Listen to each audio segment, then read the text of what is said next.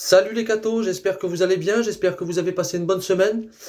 Aujourd'hui les cathos, nous allons ensemble face à face, pas devant une image pour une fois, face à face, nous allons essayer de voir ce que représente et ce qu'est la Vierge, la très sainte Vierge Marie euh, dans ce monde, dans l'Église et dans nos vies. Voilà, je vois beaucoup de vidéos sur Internet qui circulent et qui rabaisse beaucoup Marie et il y a de grandes critiques envers nous qui nous disent que nous adorons Marie au niveau de Dieu. J'aimerais d'abord dire que c'est faux. Voilà, commencer cette vidéo 30 secondes pour dire que c'est faux. Dans l'Église catholique, l'adoration va à Dieu et Dieu seul. Et aucun catholique peut vous dire le contraire, sinon il n'est pas catholique. Et il y a une dévotion mariale. Oui, certes, une dévotion mariale. Mais c'est complètement différent. Pour la dévotion mariale, on y reviendra peut-être dans une prochaine vidéo. Aujourd'hui, nous allons voir si Marie est à ce niveau-ci ou si elle est à ce niveau-ci. Voilà, parce que le catholique, on nous reproche beaucoup de la mettre à ce niveau-là. Et pour les autres gens, plutôt à la rabaisser ici. Eh ben moi, j'oserais dire aujourd'hui que je serais d'accord avec eux. Je serais d'accord avec eux. Moi aussi, je mets Marie à ce niveau-là. Je ne la mets pas là. Pourquoi? Nous allons essayer de le voir. Et vous allez comprendre pourquoi moi je la mets à ce niveau-là aussi. Voilà. Nous allons lire ensemble d'abord l'Annonciation pour essayer de voir un peu ce que ça dit. Le 6e mois, l'ange Gabriel fut envoyé par Dieu dans une ville de Galilée, appelée Nazareth, à une jeune fille, une vierge accordée en mariage à un homme de la maison de David, appelé Joseph. Et le nom de la jeune fille était Marie. L'ange entra chez elle et dit, « Je te salue, pleine de grâce. Le Seigneur est avec toi. » À cette parole, elle fut toute bouleversée, et elle se demandait ce que pouvait signifier cette salutation. L'ange lui dit alors, « Sois sans crainte, Marie, car tu as trouvé grâce auprès de Dieu. Voici que tu vas concevoir et enfanter un fils. Tu lui donneras le nom de Jésus. Il sera grand, il sera appelé Fils du Très-Haut. Le Seigneur Dieu lui donnera le trône de David son père. Il régnera pour toujours sur la maison de Jacob, et son règne n'aura pas de fin. » Marie dit à l'ange, « Comment cela va-t-il se faire puisque je suis vierge ?» L'ange lui répondit, « L'Esprit Saint viendra sur toi, et la puissance du Très-Haut te prendra sous son ombre. C'est pourquoi celui qui va naître sera saint, et il sera appelé Fils de Dieu. Et voici qu'Élisabeth, ta cousine, a conçu elle aussi un fils dans sa vieillesse. Elle en est à son 6e mois, alors qu'on l'appelait la femme stérile. Car rien n'est impossible à Dieu. Marie dit alors, « Voici la servante du Seigneur. Que tout se passe pour moi selon ta parole. » Voilà les cathos. On minimise souvent le oui de Marie. Que tout me fasse selon ta parole. On nous dit souvent que c'est normal que Marie accepte. Un ange vient et lui dit qu'elle va avoir le Fils de Dieu à porter, qu'il faudra l'élever. Ça paraît impressionnant. Et tout le monde dit c'est normal qu'elle dit oui parce que en gros elle n'avait pas trop le choix. Moi je suis pas très d'accord avec ça. Car si on voudrait prendre Marie dans notre vie de tous les jours, euh, Jésus nous dit aimez-vous les uns les autres comme je vous ai aimé. Qu'est-ce qu'on fait? Bien souvent on déteste son voisin, on déteste par moments ses parents, ses frères, on déteste même Dieu par moments quand ça va pas dans notre vie. Et pourtant Dieu te demande simplement un oui. Pierre, m'aimes-tu? Eh c'est pareil pour moi. T'es dit, m'aimes-tu? Et je suis pas toujours favorable à ça. Je suis pas toujours favorable. De temps en temps, je me détourne. C'est comme ça. Nous sommes tous des pécheurs. Et Marie dit oui. Et ce oui de Marie, est-ce qu'il prend son sens à ce moment-là? Moi, je dirais que non. Le oui de Marie prend tout son sens le long de sa vie. Pas que, oui, je veux bien enfanter le Fils de Dieu et ensuite, ça sera la Java une fois qu'il sera venu. Non. Le oui de Marie, nous allons voir ensemble aujourd'hui qu'il prend son effet maintenant, au moment de l'Annonciation. Que tout se fasse selon ta parole. Jusqu'à la croix. Aujourd'hui, nous allons faire 7 traversées de Marie en une vidéo, oui. On va essayer de passer, pour pas trop en dire. Parce que pour parler de la Vierge Marie, il faudrait faire... il n'y a même pas de temps, il y a pas de limite, on pourrait en parler toute notre vie. J'aimerais aujourd'hui, avant de commencer sur la Vierge Marie, refaire un bond, je prends la Bible, et partir dans la Genèse. Pourquoi? Parce que moi, aujourd'hui, il y a un passage qui m'a interpellé. Tous deux étaient nus, l'homme et sa femme, sans se faire mutuellement honte. Qu'est-ce que ça représente? À ce moment-là, ça représente la sainteté. Adam et Ève sont auprès de Dieu, sont bien, ils sont dans le jardin d'Éden, c'est la grande vie, c'est la grande fête. Et ils sont nus, ils ne voient même pas. Pourquoi? Parce qu'il n'y a pas de mal en fait. La nudité est de Dieu. C'est pas les habits que je porte qui font que je suis mieux que toi ou mieux qu'un autre. Donc, c'est ce qu'il y a en dessous les vêtements qui compte. Et là, ils sont nus, ils ne voient pas. On est d'accord. Pourtant, quand le serpent entre dans la danse et qu'il tente Ève, et que Ève, comme nous l'avons vu dans notre première vidéo, ben elle vit que l'arbre était bon à manger et elle en mange. Elle en mange. Et elle va en donner à son mari.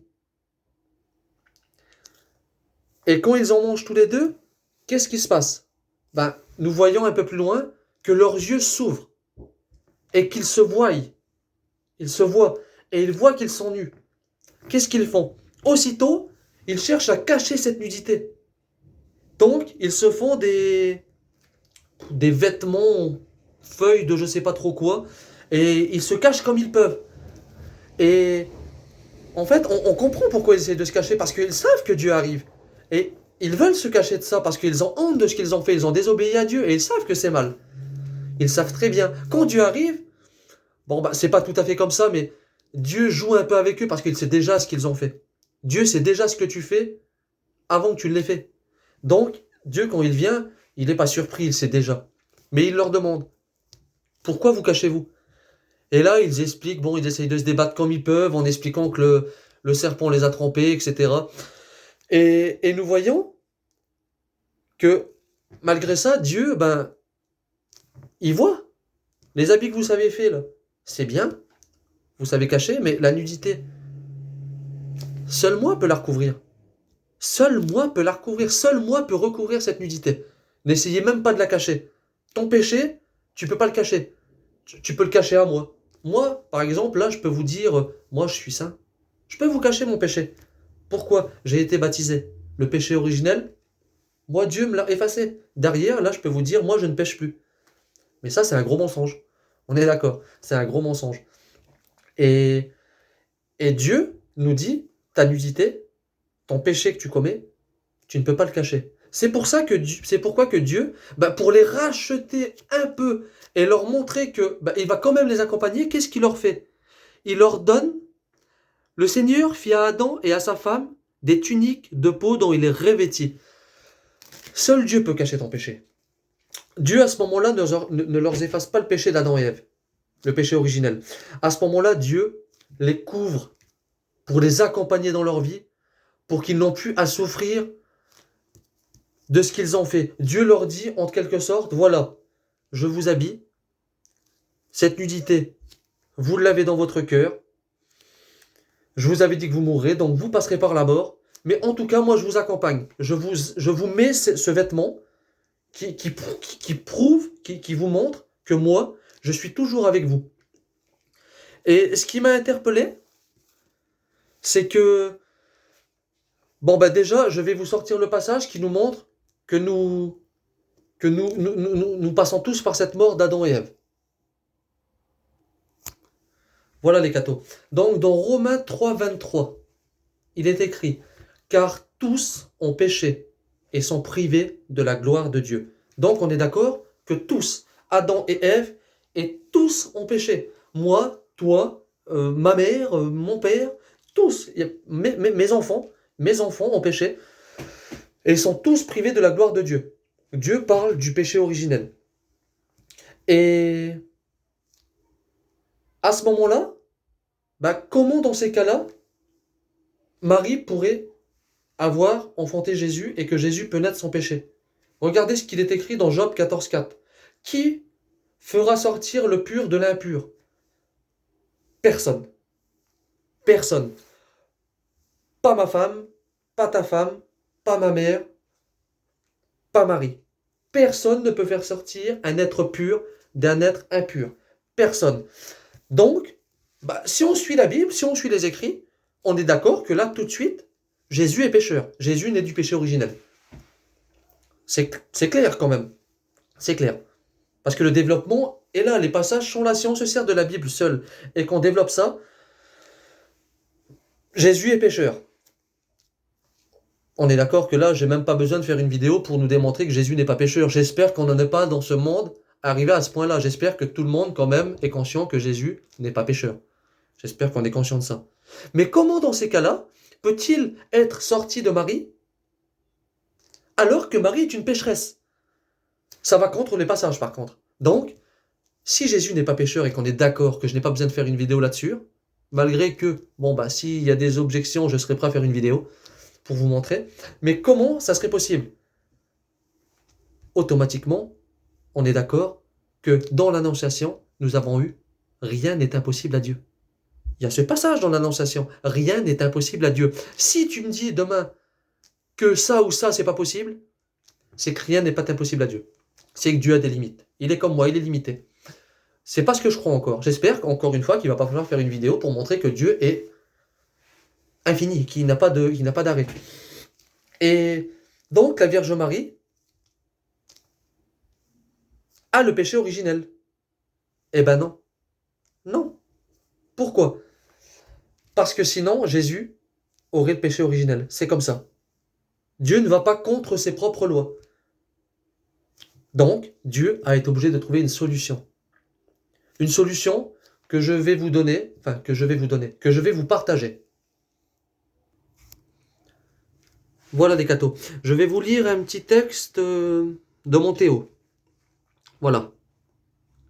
À dire vrai, si la tradition voyait depuis très longtemps dans la Vierge la toute sainte, les théologiens ne se résignaient pas à l'appeler ainsi. L'Immaculée Conception leur paraissait poser en effet un problème insoluble. Jésus est le sauveur de toute l'humanité, dont fait partie Marie. Mais si Marie est toute sainte, comment Jésus peut-il être son sauveur? Ni saint Bernard, ni saint Thomas d'Aquin, ni saint Bonaventure n'ont résolu cette apparente contradiction. C'est le théologien écossais Duns Scott qui sortit la théologie de l'ornière en reconnaissant à Marie le bénéfice d'une rédemption anticipée prévatrice de la part de son Fils. L'Église reprend cette explication, elle en fait particulièrement le fondement de la définition du dogme de l'Immaculée Conception proclamé par Pie IV en 1854. 4 ans plus tard, cette définition reçoit aux yeux du monde catholique une étonnante illustration. Une fillette, illettrée de 14 ans, totalement ignorante du vocabulaire théologique, voit la Sainte Vierge lui apparaître et se présenter à elle sous le nom d'Immaculée Conception. Cela se passe à Lourdes en 1858. La fillette s'appelle Bernadette Soubirous. Il fait préciser que si l'Église catholique a reconnu l'anticité de cette apparition, elle n'en fait pas un article de foi, à travers ce dogme de l'Immaculée Conception. Voilà les cathos. Donc, à travers ça, nous voyons qu'un homme a entrevu une porte, comment c'est possible que Marie a pu être préservée du péché originel, alors que toute personne a besoin d'être de Jésus pour être sauvée.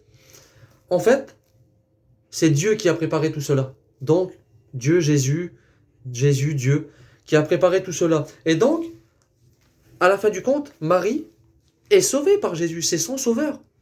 C'est clair, net et précis. Sauf qu'elle a été sauvée différemment de nous.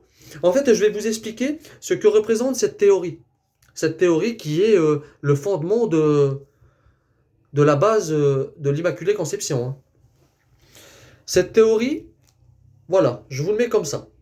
À sa conception, tout enfant, toute âme, toute personne qui est conçue, tombe dans un trou que je représente au milieu de ma main. Et avant la conception de Marie, Dieu est venu, et comme rien n'est impossible à Dieu, a rebouché ce trou. Il a rebouché ce trou. Ce qui veut dire que nous, on tombe dedans, pas Marie. Marie a passé. Pourquoi? Ben, tout simplement parce que si Marie est sauvée comme nous, par le baptême de ce péché originel, Jésus serait né du péché originel. Mais comme Marie ne connaît pas le péché originel, car Dieu a préparé le terrain. Dieu a préparé le terrain. Il est droit, il est net, il n'y a pas de trou. Ben Marie peut être conçue tranquillement pour préparer la venue du Sauveur. Voilà. Et moi, j'aimerais vous sortir un passage biblique ben, qui, moi, me parle beaucoup. Je vais vous le donner. Voilà les cathos. Je vous donne ce passage. Arrivèrent les jours où elle devait enfanter. Et elle mit au monde son fils premier-né. Elle l'emmaillota et le coucha dans une mangeoire, car il n'y avait pas de place pour eux dans la salle commune. Voilà. Dans ce passage, nous voyons que Jésus, dès sa naissance, ne connaît pas le péché originel. Pourquoi? Nous avons vu que, à travers Adam et Ève, qui eux, du départ, n'ont pas le péché originel, car c'est eux ce qu'ils commettent, sont nus, ils sont nus, et pourtant, ils ne trouvent pas d'honte. Après le péché, qu'est-ce qui se passe? Ils se fabriquent des choses, comme je vous ai dit tout à l'heure, ils se cachent, mais Jésus qui sonde les cœurs, Dieu qui sonde les cœurs, nous montre que seul lui peut revêtir de cela. Il leur fait des peaux de bêtes et les accompagne dans leur vie. Mais comme Marie, elle, n'a pas connu cette nudité, car Dieu l'a préservée de cela, Marie peut se permettre d'emmailloter Jésus. Pourquoi? Parce que Jésus, dès sa naissance, lui-même, grâce à Marie, qui n'a pas le péché originel, mais grâce à Dieu qui a préservé Marie du péché originel, Marie recouvre son fils et l'emmaillote, ce qui veut dire qu'elle l'enroule de quelque chose. Jésus, depuis le départ, Jésus, cette nudité, il ne la connaît pas. Dans ce passage, Dieu nous montre que si Marie peut se permettre d'emmailloter son fils, c'est parce qu'elle-même ne connaît pas cette nudité depuis le départ. J'espère que vous m'avez suivi, que mon explication était simple. Donc, nous avons vu que Jésus, lui-même, ne connaît pas la nudité, car emmailloté dès sa naissance. Voilà. Ensuite, poussons un peu plus loin. Donc, Marie, j'espère que je vous ai expliqué clairement que Marie est conçue sans le péché originel et que, par ça, Jésus naît sans le péché originel car emmailloté dès sa naissance. Cette nudité, Marie ne la connaît pas, donc Jésus ne la connaît pas. Nous, nous la connaissons. Nous n'avons pas eu le choix. Car tout homme, comme il est écrit dans Job, qui fera sortir le pur de l'impur, personne. Donc nous étions impurs dès notre naissance, sauf Jésus, qui, grâce à Dieu, a préparé le terrain à Marie. J'espère que j'ai été clair. Voilà. Et maintenant, nous allons continuer un petit peu notre parcours. Notre parcours. Mais ce sera dans une prochaine vidéo. Ça fait 18 minutes. Je me suis promis de ne pas trop m'étaler. J'ai encore des choses à vous dire. Donc, je refais une vidéo. Et je vous la poste dans la foulée. Une journée, 2 jours, je la fais dans la foulée. Cette prochaine vidéo va être sur le reste, cette continuité entre Marie et Jésus. Parce que ce oui de Marie, comme je vous ai dit du début, ne s'arrête pas à l'Annonciation. Ce oui de Marie résonne jusqu'à la croix. Et nous allons voir ensemble que le rôle de Marie, en fait, est peut-être plus grand que ce que nous pouvions penser. Voilà, donc j'espère que j'ai été clair. Surtout, n'hésitez pas à partager cette vidéo. Partagez un max pour que tout le monde a cet enseignement. Mettez un petit pouce bleu. Je sais que j'insiste souvent sur le pouce bleu. C'est pas pour moi. Ce pouce bleu, moi, je m'en fiche, je m'en fous. C'est surtout que quand quelqu'un tape sur Internet des titres similaires à, par exemple, je vais vous dire une bêtise, Vierge Marie, ceux qui ont le plus de pouces bleus, les vidéos ont tendance à sortir plus. Et le but, c'est que cette vidéo sorte le plus, vous voyez. Et pour ceux qui ne se sont pas abonnés, n'hésitez pas à le faire. Et merci pour tous ceux qui ont partagé les vidéos suivantes. Et merci pour tous ceux qui prennent le temps de regarder et écouter. N'hésitez pas à me laisser vos commentaires. Important. Commentaires. Qu'est-ce que vous n'avez pas compris là-dedans? Qu'est-ce que vous avez compris? Partagez. On discute. Voilà. Que Dieu vous bénisse. Et à plus les cathos.